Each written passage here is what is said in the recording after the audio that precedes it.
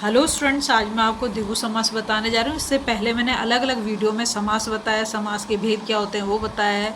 एक वीडियो में मैंने अवयवी भाव समास बताया है, एक में तात्पर्य तत्पुरुष समास बताया है और कर्मधारय समास बताया। अब मैं आपको द्विगु समास बताने जा रही हूँ। इसे दोनों तरीके से स्पेलिंग को आप लिख सकते हो, दोनों करेक्ट है।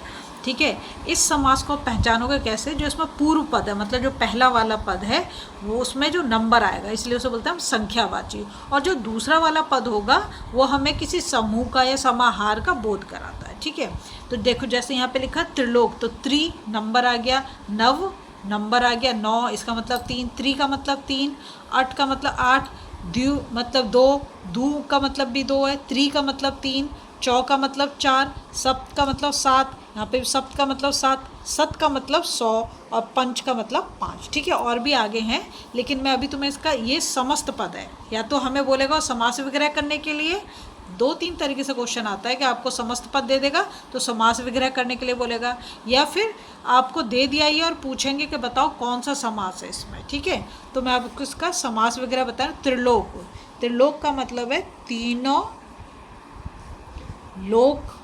ठीक है, तीनों लोकों का समूह। ठीक, नेक्स्ट लिखा नवरत्न, तो नव का मतलब है 9, रत्नों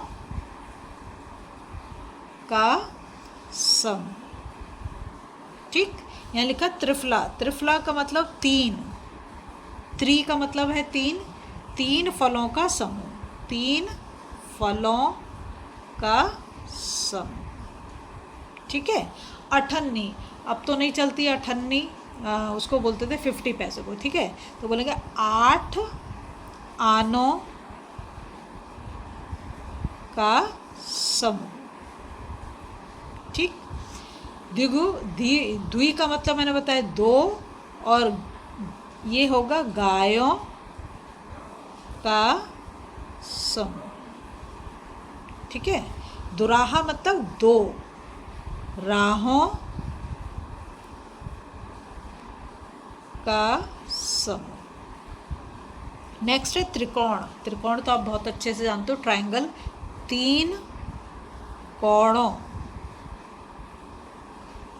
कोण बोलते हैं एंगल को, का समाहार।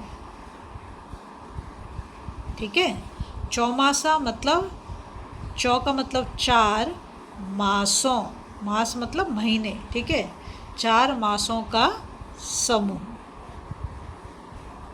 सप्ताह, सप्ताह तुम बहुत अच्छे से जानते हो, सप्त का मतलब है 7, और आहा कहते हैं दिनों को। ठीक है, तो बोलेंगे 7 दिनों का समूह। फिर है सप्त ऋषि, सप्त ऋषि का मतलब होता है 7 ऋषियों का समूह।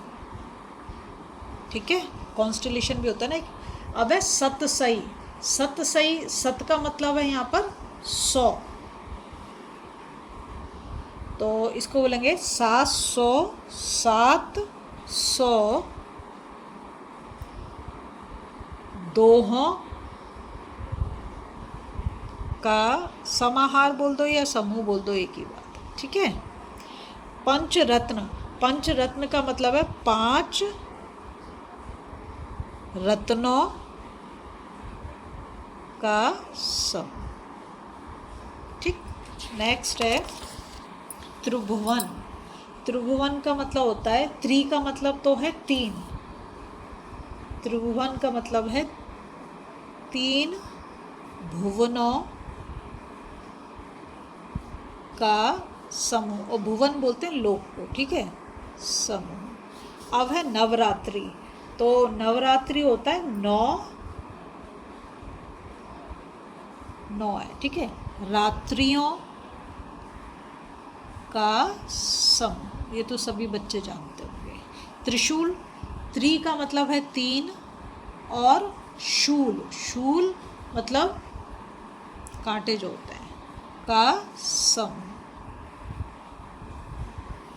चौराहा मतलब 4 राहों का समूह। ठीक। पंचानन, पंचानन का मतलब होता है 5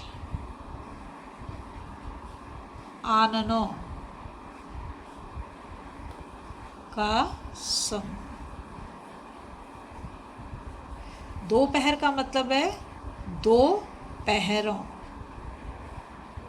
का समाहार। पंजाब मतलब 5 और आव का मतलब नदियाँ होता है, वैसे तो 5 आवों का समूह। इसमें